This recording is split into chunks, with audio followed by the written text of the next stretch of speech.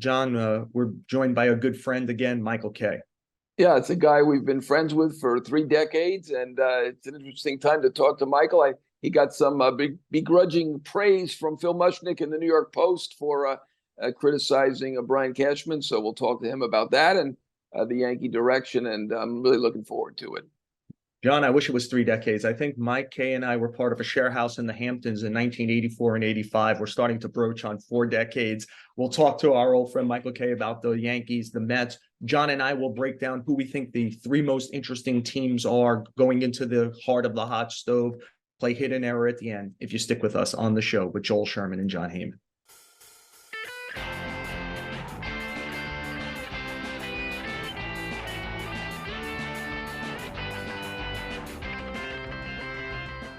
John, we were both at the general managers meetings in Scottsdale last week. The hot stove is fully engaged. So let's play a little game. Who's the most interesting teams? 3, 2, 1. You go first in this hot stove. Well, I mean, the New York teams are always interesting, of course, and the Mets made news. But I'm going to say number 3, the Cubs. They made the biggest news signing Craig Counsell to a record deal, $8 million a year, Joe Torre money, even a little above. And they showed that they're for real. They're going to play. And you think if they're going to sign a manager for $40 million, they're going to go out and get some players. Obviously, Dansby Swanson was a nice start. They have a great middle infield. They've got some pieces. Steele was obviously good, but they've got a ways to go to be a real contender. And they only finished 1 game behind the Diamondbacks. So I think they're one of those teams that really feels like, we better get that win and a few more, and maybe we can be in the World Series. John, I'm worried. We didn't consult with each other about this, and I'm started with the idea of, God, I could make the Yankees 1 and 2 here, but I don't want to be provincial. I want to get into this. And I picked 3 teams with a theme, and the Cubs one of them. The theme essentially is all didn't make the playoffs recently, all had been bad recently, all changed their manager or GM, all are in on Ohtani, and all need starting pitching. I had the Cubs at number 1, but I'll just double down. I'll make them number 3 for the heck of this. And I wonder if we end up with the same 3 teams here. No, we will not. We will not end up with the same 3. I heard your clues. But yes. So, once you do Counsell, once you've never done a contract over $200 million, like at some point you got to get some Peter Seidler in you. Rest in peace, Peter Seidler, and go for it. And I think they've got to go for it a little bit. Bellinger, Stroman, gone. They've got a lot of work to do. They've made the playoffs. I'm looking at it. Haven't made it in a full season since 2018. The Counsell is the clue. You can't give a record contract to a manager and not go all in. They're a team that needs to add about 50 or 60 million and get over at least that first luxury tax number. Yeah, absolutely. I mean, that's a big market team. They certainly make a lot of money. I don't know exactly how much. We only know that the Braves, they make 70 million or something like that. We don't know the other teams. They're not public entities, but Tom Ricketts, who started Ameritrade, owns the Cubs, and they're obviously a very popular team, not only on the north side of Chicago, but nationally. And it's time they do some serious business. And I think that's a clue that they will. I'm going to skip to my number 2 team now and say the Dodgers. They're the favorite for Ohtani, so all eyes are on them. Are they the deserved favorite? We don't know. They are in Southern California, where Ohtani loves it. They have been a consistent winner. You'd think that's what he's interested in as well. So I still think they're the favorite. Every big market team is going to take a look, but he really doesn't fit their need at the moment. So it's going to be interesting to see exactly how they fit in Ohtani, if they do sign Ohtani, with all the pitching that they do need. I mean, obviously they can bring Kershaw back, but he's not going to be ready until at least late in the season. Urias, we don't know what's going with him. He won't be back with the Dodgers. Just about everybody on that staff got hurt between May. Gonsolin, Buehler didn't come back. They wouldn't have been a 100-win team just about every year. So congratulations to them, but they've got a lot of work to do, and it's right at the top of that market.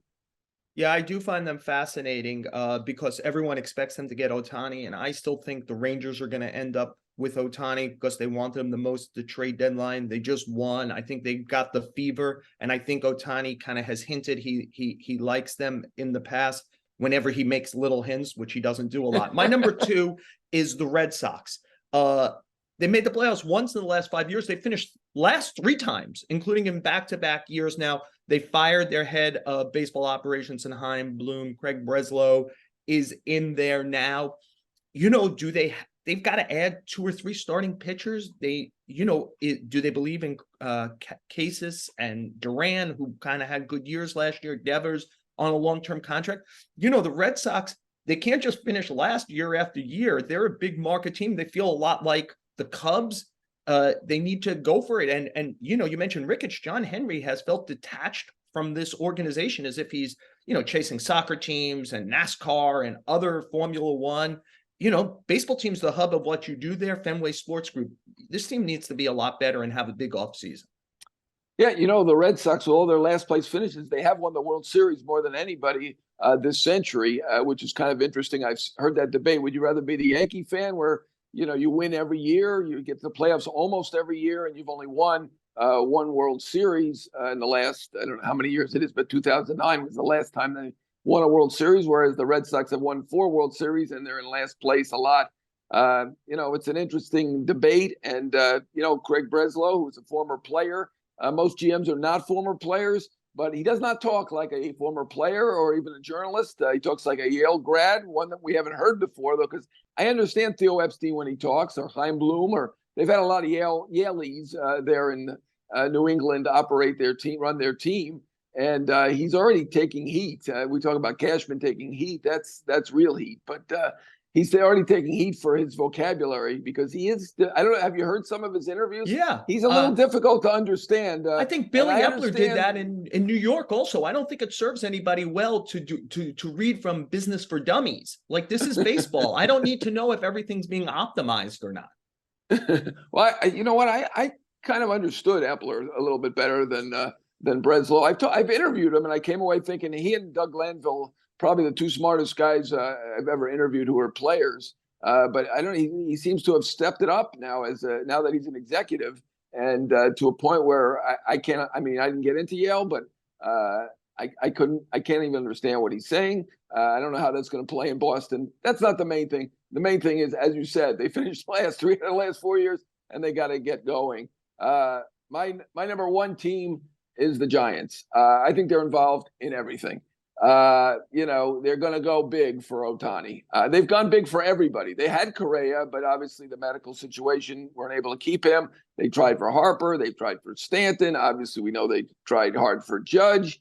And they are going to try hard for Ohtani.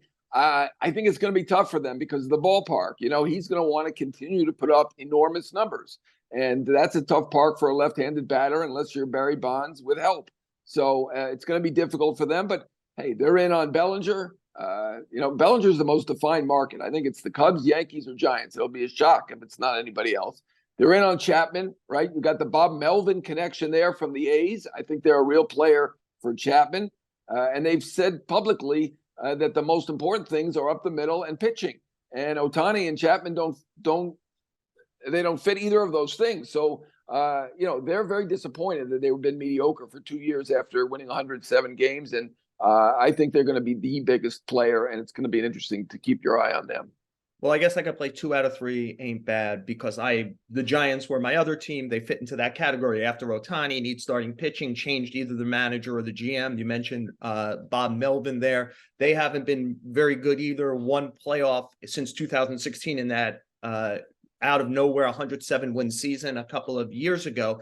And John, just to put a finer point on it, because you mentioned that you think they'll play big. They tried on a lot of guys. I went and looked. They have every reason to spend a lot of money this offseason. First of all, Farhan Zaidi's under a lot of pressure. Like, if they don't get a lot better after this year, I thought he was on the Chaim Bloom track. Bloom already lost his job. Zaidi didn't, but he's trying something desperate now with Melvin taking him from the Padres. But right now, like, we asked this question when he was on our show at the beginning of the year. Logan Webb's the best player. Who's the second best player on the Giants? We still don't know that. He offered maybe Michael Conforto then. By the way, you know who's the highest paid player for the Giants in 2024? Michael Conforto at $18 million. They only have $39.5 million totally owed in 2025 next year. The only guy under contract in 2026 is Logan Webb. So they have an evergreen payroll moving forward to the point they didn't get all those guys you mentioned, Stanton, Judge, Correa, etc. they've got to go for it here. It feels like they've got to play big on 3, 4, 5 guys. Yeah, I mean, they will go for it. Not only have to go for it, they absolutely will go for it. They've done a great job in terms of the business. And guess what? They have a windfall coming to them. As we're doing this, there's an owners meeting going on right now we expect to approve the A's move to Oakland. And, while you may not think the A's have many fans, San Francisco, if this goes through and Oakland moves, they have the Bay Area all to themselves, which is the biggest market for anybody with one team. And it is an incredible windfall for the San Francisco Giants. Unless the other teams say to themselves, why are they getting all the money? Let's claw back some of that money. It's a lot of extra loot for the San Francisco Giants. So they were motivated anyway, and their pockets are deep. They really are. And it'll be quite an upsetting winter if they don't end up with somebody big, if it's not Ohtani. And like I said, I think they got a big hurdle with Ohtani with that ballpark. We'll see. Yeah, I agree with you. But they were motivated last year and didn't come down with Judge or Correa. We'll see what happens this year. John, neither of us included the New York teams, though I think we both think they're very interesting this offseason. I have a feeling we'll talk about them both with our guest, Michael Kay, who joins us next on the show.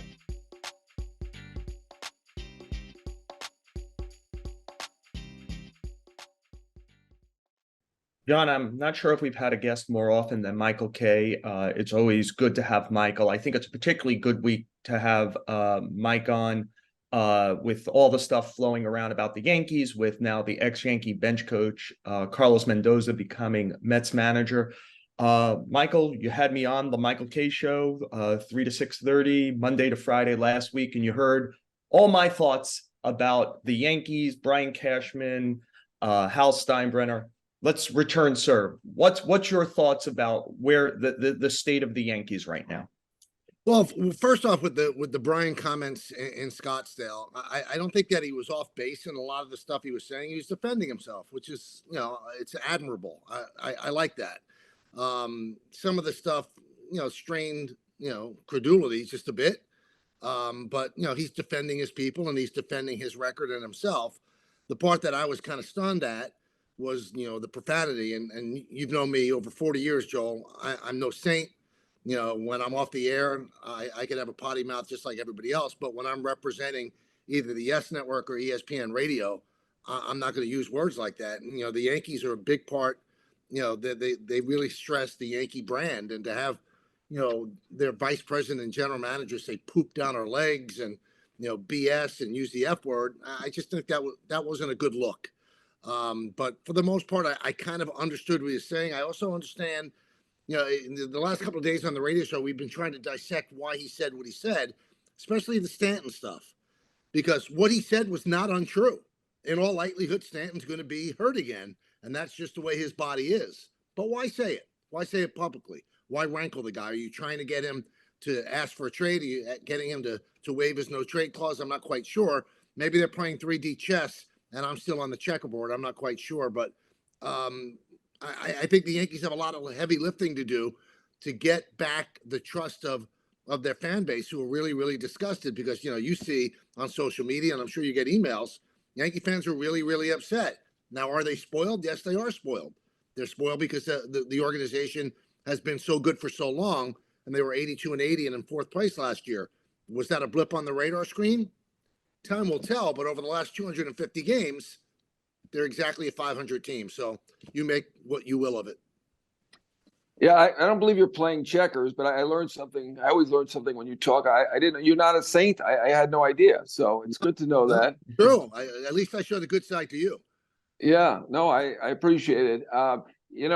My issue when you said strained credulity, my issue, and I agree with you that he was smart to defend his people and a good team player. I get that. My issue is what have they done? They brought in this outside entity. They made a lot of noise about having this great meeting where they really disagreed on a bunch of things. It appears they agreed that they're just going to keep the old gang together. To say that the two big changes are the hitting coach Sean Casey leaving and the bench coach Carlos Mendoza leaving. They didn't initiate those changes. Do you see any big changes in terms of how they're going to operate? I mean, obviously there could be free agent signings, but shouldn't they be doing something? I don't think there's going to be any changes, especially any that's going to move the needle. I think they believe in Eric Cressy. I believe they believe in their analytical group. In fact, Michael Fishman, who's a nice enough guy, and obviously people think he's very good at his job. He's the one who found the firm that was going to, obviously check out their analytics. So I don't know how much is going to come of that. Here's what it comes down to, John, and I think is the only way that they change the narrative. They're going to have to make major moves. And I've been reading Joel's column the last couple of days, and you don't want to bury yourself by chasing your tail and making major moves. But if you go out and you trade for Juan Soto, I think that changes the narrative. I think you get the fans back on your side. If you get a center fielder, if you make a play for Yamamoto and you get him, I think all is forgotten, all is forgiven. But the one thing that Brian said that I agree the most about, and it's not a popular take at all. I know they were 82 and 80 last year. But if none of the injuries happen, that's a hard one to say, though, because injuries do happen, and the players that got injured have a history of being injured. But if everything stayed the way it was planned to be, I think they make the playoffs. Do they finish first ahead of the Orioles? Probably not. But I think they're a 90-win team, not an 82 and 80 team. If Judge doesn't get hurt, if Nestor Cortez doesn't get hurt, if Rizzo doesn't get hurt, those are things I think that really obviously set them back. So I think what they're trying to do is bank on the fact that at least most of them will stay healthy. And then if they make some additions, it will be a playoff team again. Whether it's a championship team, I'm not sure. Mike, I'd like to go back to, I do want to talk about what you mentioned, if they add big guys or not at some point while we're talking here. But I just want to go back to the first thing you talked about, which was the Stanton stuff and the obscenity. I dare say we all deal with fans in some way, no one more than you, because you have a talk show that takes calls, that there is a Venn diagram that has the people who hate Brian Cashman love George Steinbrenner, right? They wish George Steinbrenner was still owner so that he could fire Brian Cashman, right? That's it. That feels like a Venn diagram. There was no one more publicly obscene than George Steinbrenner, right? Like he, even more than me, used curse words. There was also no one who took on players. Mr. May, he went after Jeter for off-season stuff, spit the bit. I mean, there's a top 25 or 50 that are good that would make Giancarlo Stanton gets injured a lot fall way by the wayside. This just feels like folks are out for with pitchforks and torches. They want to go after Cashman. I get it. By the way, Cashman said a lot of stuff, to use your words, that strained credulity that day. The Stanton stuff was in a longer answer about Eric Cressy. Mm-hmm. And also included him saying, hey, when he's healthy, he's carried our team. He hasn't been healthy. And I just feel like there is a large posse out just to be, can we play gotcha with Brian Cashman? There was a lot of stuff in that hour plus he talked to reporters. I was there to hang him with. Giancarlo Stanton was not one of those things. That I would agree with. Again, I wonder why he did it, though, because he's not George Steinbrenner. He's not the owner of the team, and he's the one who made the trade for Giancarlo Stanton. So you still have 4 years at $98 million invested in this guy. It's going to be very hard to move. And by saying that publicly, I think he's pretty close to unmovable unless you eat most of his salary. I think you made it even more so by those words. I'm sure everybody knew it. Now, I will push back on one thing, though, Joel. George might have been, profane in talking to us, never on camera, never on a radio. Maybe we helped him as newspaper writers and we just didn't put it in the paper. But there were cameras rolling. There were phones recording everything that he said. I think it was a bad look. And then you were the one who finally got a hold of Hal yesterday in an email. And Hal said he didn't appreciate that either, but he did appreciate the message. Now, the one thing that I don't get about Brian, I believe that everybody that covers the Yankees, you, John, everybody, the national media as well, all the national guys, the people on talk shows on ESPN Radio and FAN, for the most part, we all back Brian. We defend Brian. I'm of the opinion that when Brian retires, he's going to end up in Cooperstown. He just is. He's been an outstanding general manager who's had a couple of bad years. Who's he striking at? Who's he shouting at the clouds at? People on Twitter? People on talk shows? Are they worth his time? I think Mark Twain once said, if you argue with the irrational, they'll never change their mind. You just won't. So who is exactly that message? But Mike, you and I have had this conversation literally about stuff with you, right? Where you feel compelled sometimes to lash out at people with 40 followers or whatever, right? It gets under skin. I think it's beneath the general manager of the Yankees. I think he shouldn't do it. But it probably feels like a barrage in their place, like they're being under siege. I think they have to rise above it. I think that they deserve the criticism. They've done a bad job for a long time, and the general mainstream media is going after Brian for those moves. But I sense that they can't separate the wheat from the chaff, like where the noise is coming from. Yeah, I would agree. I would agree. And in defense of myself, I have really had a come to Jesus moment. I say about 6 months ago, I don't reply on X. I don't look at the things that people say. I use X as a information gathering tool. And really, you can't win that fight. I mean, really, when you go into the pits with them, they become even more ravenous. So I'd rather not do it. I just don't know who Brian was striking out at. I mean, a talk show host that might have a show that bothers him and things that he says, it's not worth it. The guy makes $5 million a year. He's been the Yankee GM forever. And again, I think he's going to go to the Hall of Fame. So I don't quite know who he's boxing with. I mean, who's to fight with? I'm not quite sure. And that's the curious part of it. But again, a lot of the stuff that he said, although he did say one thing, that he said two things that were intertwined together. You know, we don't lean heavily on analytics. If you're around the team, they lean heavily on analytics. I'm sorry. And maybe, Aaron Boone has told me over and over again that he makes decisions by the gut. I like Aaron Boone. I'm going to take him at his word that he does. But a lot of those gut decisions are certainly influenced by the information that's made available to him. I mean, there are people that walk around the clubhouse with iPads. They have direct contact with all of the players. So I'm not saying the analytics are wrong, but to say that you don't lean into it, that's something. And then to say that you have the fourth fewest analytics in the American League East, and then Eric Boland of Newsday dug up this firm that actually rates analytics. And the Yankees have the second most of any team in baseball, one person behind the Tampa Bay Rays. So what are we to believe?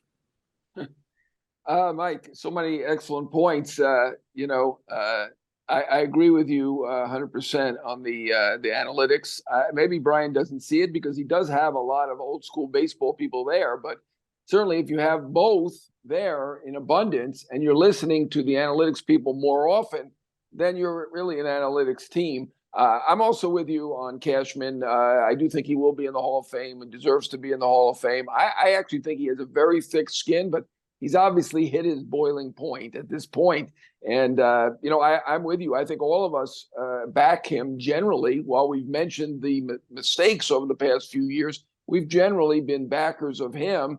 And I hope he realizes that. I'm not sure that he does. But I do want to ask you about the injuries.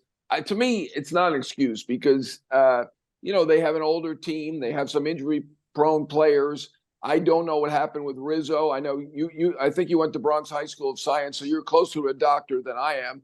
I'm certainly not a doctor. Can we judge that they blew it on Rizzo? I mean, it looked like he was staggering out there after the collision with Tatis. He plays a couple days later. I think they just listened to him. He's a tough guy. He said, I can play. And then he played for a month and a half, and he wasn't himself. And finally, he couldn't play at all. I don't. From my distance, and I know nothing about science, less than you, it feels like they're making mistakes in terms of the injuries. And I don't use that as an excuse either for a $275 million team. Yeah, but excuse is a hot button word, John. I think it's a reason. I think it's a legitimate reason. Now, whether you want to say that the way the Rizzo concussion was handled should not be in the New England Journal of Medicine, okay, I'll co-sign that. And I blame some of it on Anthony by being a tough guy and not telling them when he finally did.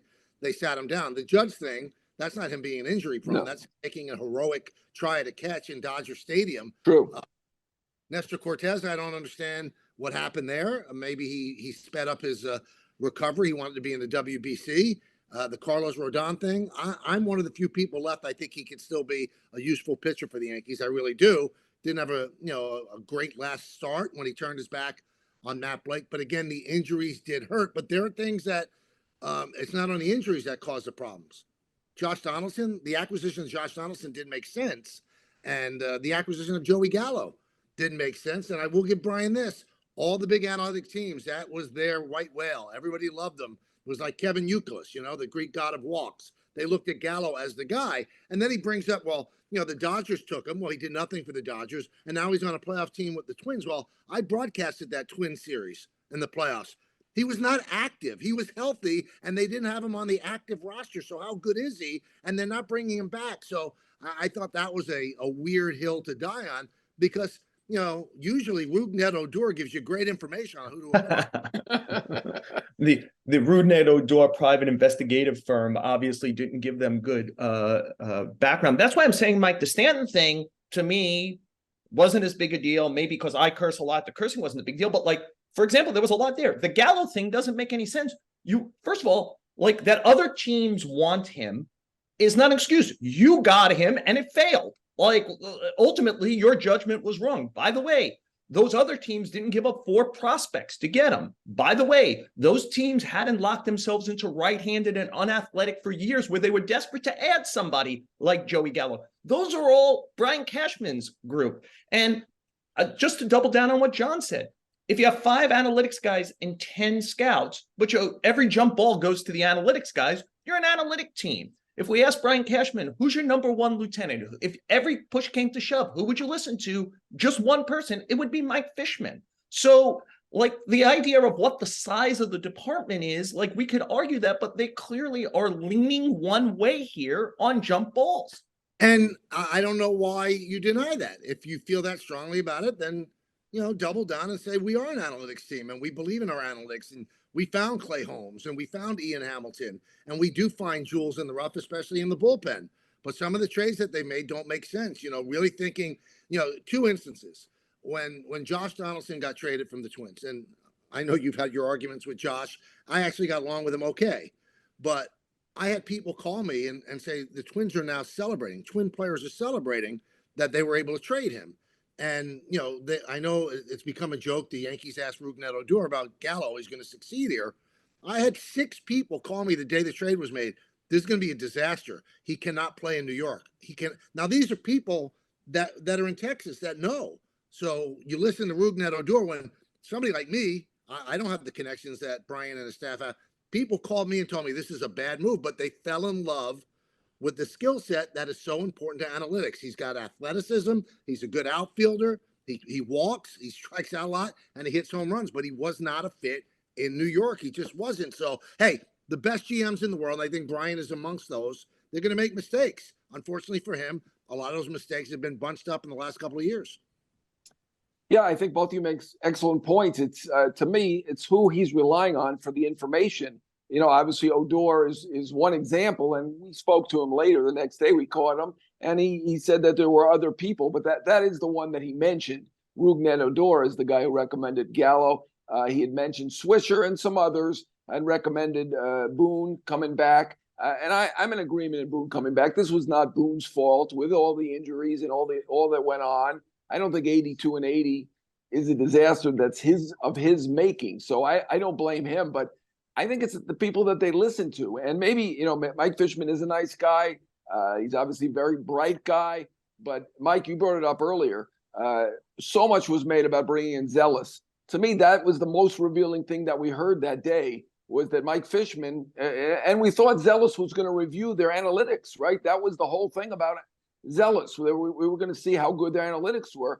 That Mike Fishman is the guy who brought in Zealous. I mean, what does that tell you? There was not going to be any great review of their analytics, at least not a negative one. I think they need to listen to more people, or they're listening to the wrong people. I don't know. What do you think about it, Mike? Well, he talks about the boots in the ground, and I know those guys. I know Omar Minaya. I mean, Brian Sabian, Tim Naring. Those are really bright people. Again, we're not in the room. I feel like I'm quoting Hamilton. Unless you're in the room, we can't make a real declarative statement. Well, who's he listening to? But the outside noise is that usually the coin flip is won by the analytics. So, but if that's the case, why deny that you don't lean analytics? Most teams lean analytics. The Dodgers are heavily analytic. They are. And the Red Sox are heavily analytic. A lot of great teams are. Tampa Bay is all analytics. So I don't think there's anything to shy away from. And I'm not saying that they should get away from analytics. I believe in the power of that. But maybe they look at numbers that aren't as applicable now as they were when they started looking at those numbers. I know a lot of the players in that room that I spoke to said, we're giving a lot of numbers, but a lot of them just don't matter. So if the players are saying that I listen to. Again, I don't know who has the coin flip. I don't know. I'm not in that room. And until I get in that room, I can't say anything in a declarative, definitive way. Mike, you mentioned it earlier. Let's spin it forward a little. You mentioned I had written a column over the weekend where I questioned if they're in position to make these big moves, Bellinger, Soto, Yamamoto, whoever. And I think one of the points that might have gotten lost there, if I'm reading my email correctly, is like, this is not, you could spend your money, your capital, which is money and prospects, at any point, but once you do, you've done it.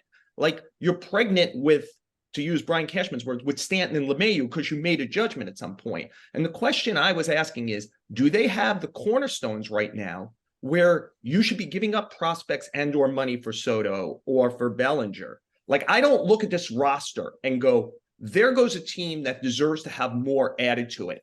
I think they're kind of not that great. I think they're Cole and Judge and pray for rain.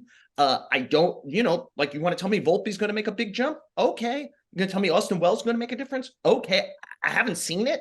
Their prospects never play well once they get here for about 20 years. If your name isn't Aaron Judge, I'm supposed to believe all of a sudden 5 of them are going to play great at one time. To your point that Rodon is going to become useful. Well, he's got to be more than useful. They give him $162 million.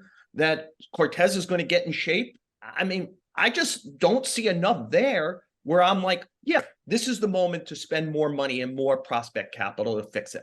I hear what you're saying, but hear me out on this. You're right smack dab in the middle of Judge and Cole's prime. They're not going anywhere. You're going to give up? I mean, I'm not going to give up, Mike, but I think doubling down on bad just makes it worse. I think that they should try to fix it as much as possible without burning more prospect capital and burning more long-term money that locks them up a year from now when they could just buy Soto if they want. Yeah, but if we believe after Peter Seidler's death at the age of 63 that they have to deal Soto, and there aren't that many teams that are going to take on his $30 million number, the Yankees can do that. And if you could get him for 6 cents on the 60 cents on the dollar, and get him for Clark Schmidt, you know what? I'm in. Yeah, I think it's going to take a lot more than that. Well, if it takes there's a lot more of than that, there's not a lot of bats in this market, and he is Juan Soto. By the way, a terrible defensive player that all of New York will begin screaming, why the Yankees put him in the outfield when he gets here? But he's going to hit a ton of home runs. I mean, his numbers compare with Ted Williams, and he's very, very young. I'm not sure I would go after Bellinger. It would scare me. The 2 years previous to last year, he was dreadful. The Dodgers didn't even tender him. That worries me. If you look at his numbers from last year, he didn't hit the ball very hard, which is a big analytics tool. He had a very high BABIP, which mean that it's going to be returned to the means maybe. What I would do, I would make smart, incisive kind of deals that improve the team. I'd bring in Kevin Kiermaier for 1 year. I think he would excel in New York. I think he was built for New York. Make a smart play for a pitcher. If you could get in on Yamamoto, why not? I think their pitching is better than people think. I think Michael King could be a legitimate starter. You have Garrett Cole at the top. I think they're okay. The bullpen's okay as well. They need an outfielder. I don't think that you sit back and wait for Dominguez to come back in July. I think you could just fritter away half the season. But I'm not going to sit back and just see how my prospects do. They cannot betray the prime of Judge and Cole. It wouldn't be fair to either of them, and it wouldn't be fair to the organization or the fan base. Those guys are in the prime of their life and the prime of their career, and they've got maybe 2 or 3 great years left. I think you got to make a run at it. Yeah, I'm with you, Mike. Do not take a step back. I agree. I think you should go for it. And my idea would be Bellinger because he plays center field. He hit over 300 last year. I think he was hurt. I think that was the reason that he did so poorly before that. Great defensive player, and you don't have to give anything up. So that's why I would lean toward Bellinger over Soto, and it's also probably half the money, right? Soto, we know, is going to be over $400 million. My last question for you is, what's up with you? You've got all 3 of us were just ink-stained wretches. Joel and I have retained that role as ink-stained wretches. Your career took off. You went into a different tax bracket in 92 or 93. You work incredibly hard, though. I don't want to just make light of it. Nobody works harder than you. Are you going to keep going at this radio show and Yankee broadcaster forever? Do you have any thoughts on when you may settle down a little bit? Look at this, John. I have ink on my hand. You took a note. That will always be me. You guys know that, and I look at the world through that lens, and it bothers me that, not just in sports but all over the world, the media is the enemy, especially the print media. That bothers me. But yeah, I'm going to be doing the Yankees as long as they'll have me. As for the radio show, I signed a new contract. Obviously, I want to be there. It's still fun for me. I am getting older, but I'm just 62. And the fact that I have a 9-year-old and a 10-year-old keep you a little bit younger. But, the flip side of that is you want to be here when they grow up. But the winter provides me that, because the radio station has now made it easier for me. I can do 3 of the 5 shows at home. So the commute is great. When they get home from school, I'm here.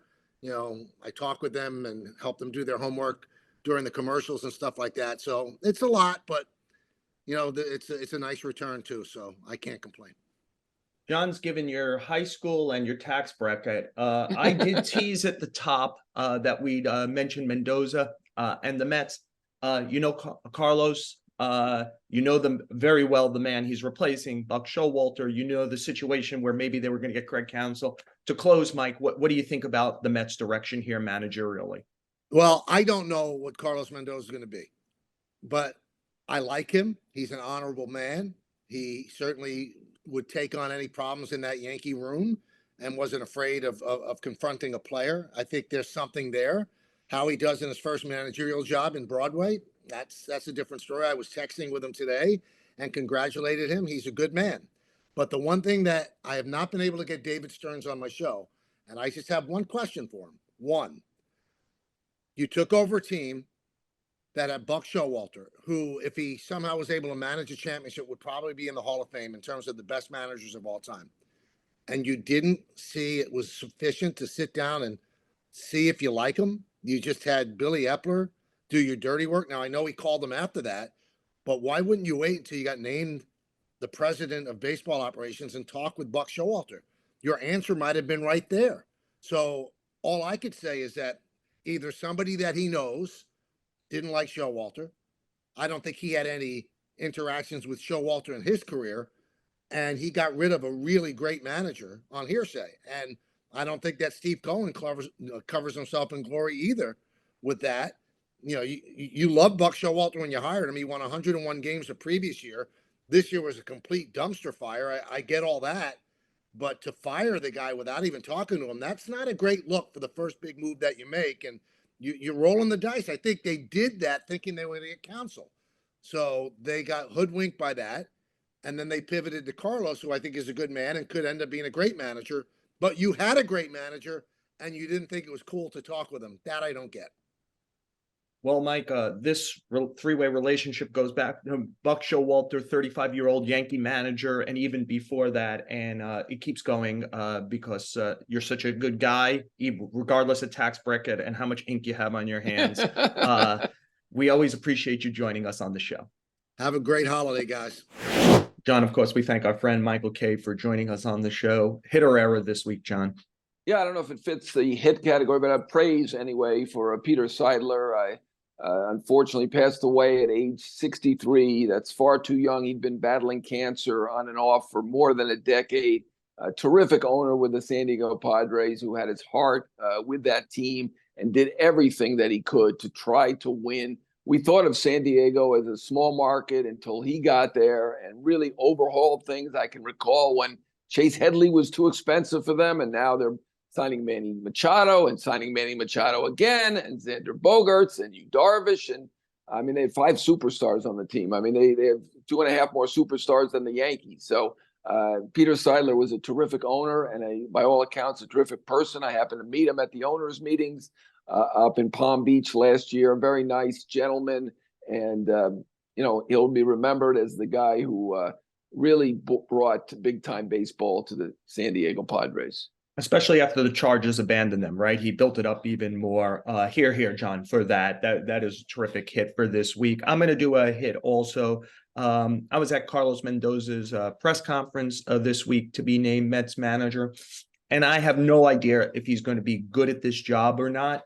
But I do like that somebody who earned the job in a traditional way got a job. Like, it didn't come from the ESPN booth. It didn't come because they were like, Stephen Vogt, like was a coach, a quality control coach for 1 year straight from the field. Mendoza was a minor league player, much like, say, Buck Showalter, who didn't make the major leagues, or Rob Thompson, who didn't make the major leagues. He managed pretty much every forum you could manage. Minor leagues, winter ball, Arizona Fall League, WBC. He was a roving instructor in the minor leagues. He worked closely with the front office. In the last 4 years, he's been a big market, high-level contenders bench coach for Aaron Boone with the Yankees. This is how guys used to get jobs. They kind of checked all the boxes along the way. He's done the time. I think it's right that he's getting a chance. It's obviously in a big market, a tough market. I think all the people who know Carlos Mendoza like Carlos Mendoza and wish him the best along the way, because I just wish him the best, because I like the route. I like people. I think both of us, you mentioned how hard Michael Kay works. I think both of us believe in hard work is what should earn people spots. And I think this guy worked his butt off to get to where he is.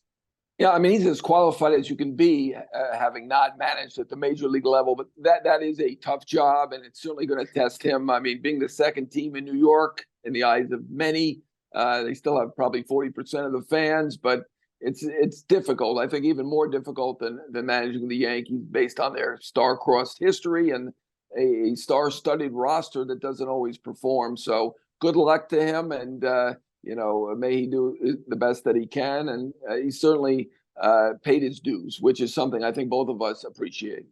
Yeah, we'll certainly be following that. We'll be following the rest of the Hot Stove if you stick with the show, a podcast from the New York Post. Thanks as always to our producers, Jake Brown and Andrew Hartz. Don't forget, this show drops on the Yes app. Will be about Thursday noon this week. Michael Kay, our guest, who works for Yes, you'll see us all up there. Don't forget to subscribe, rate, review the show on Apple, Spotify, or wherever you listen to your podcast.